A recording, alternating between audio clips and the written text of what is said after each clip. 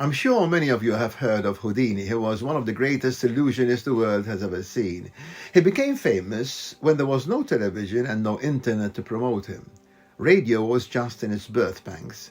Houdini was his stage name. His real name was Eric Weiss, and he adopted Houdini because of his great admiration for the French magician Jean-Eugène Robert Houdin. Born a Hungarian Jew, when he was 4, he left with his parents to America, together with his 4 other siblings. Another 2 were born in the States. Growing up in abject poverty, he tried to find a job.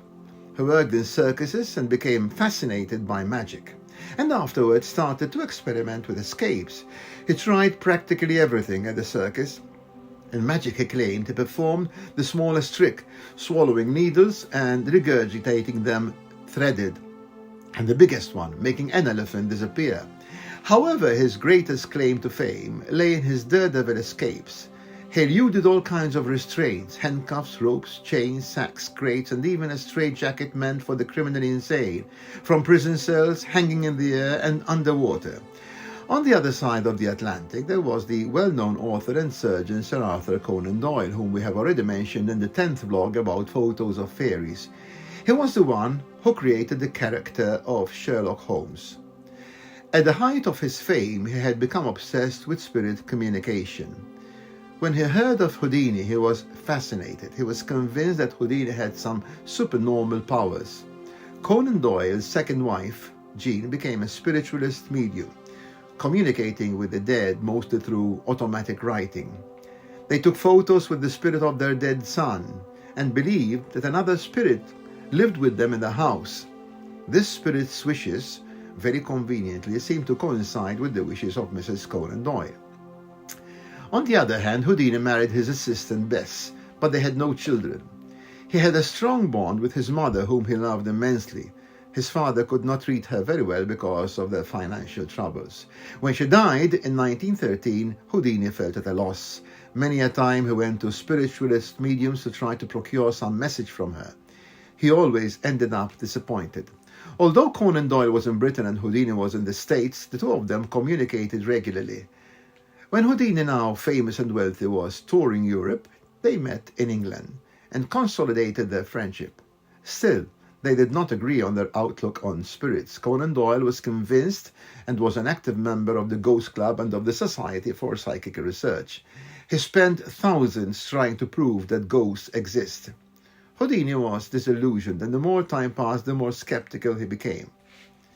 It was now Conan Doyle's turn to visit the States and meet his friend. Houdini invited him to a meeting of the Society of American Magicians, and Conan Doyle sat amazed at all the magic performed by the members. Then he surprised them all with a short movie of one of his novels, The Lost World. This involved dinosaurs. Houdini was amazed at how they could have filmed these extinct creatures. The story did not end there. Conan Doyle invited Houdini to a séance with the promise of contacting the spirit of his mother, and Houdini accepted, of course. Conan Doyle's wife, Jean, used her speciality to go into a trance and automatically channel a message from his mother. This was quite a long and elaborate one, but Houdini was not at all impressed. When alive, his mother could barely string 4 or 5 words together in English, yet the message was in English.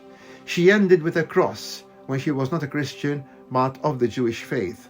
The séance coincided with her birthday, and there was no mention of it in the message. It had a display of beautiful and emotional words, but no substance. No wonder Houdini lost more faith. From then on, his skepticism increased, and he launched a crusade against the spiritualist mediums, because they were exploiting the vulnerability of people who had lost young loved ones during the various wars. On Halloween, the 31st of October 1926, Houdini died of acute peritonitis.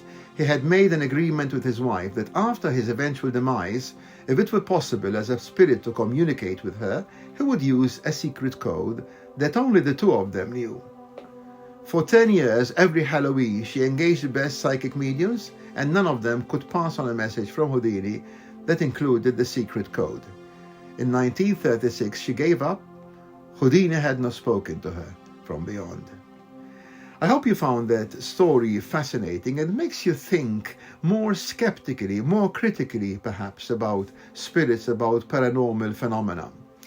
I would like you to thank you for listening, and if you have any comments or any questions, you can send me an email on shettico@gmail.com, and I will try to reply to you or answer you the best way I can.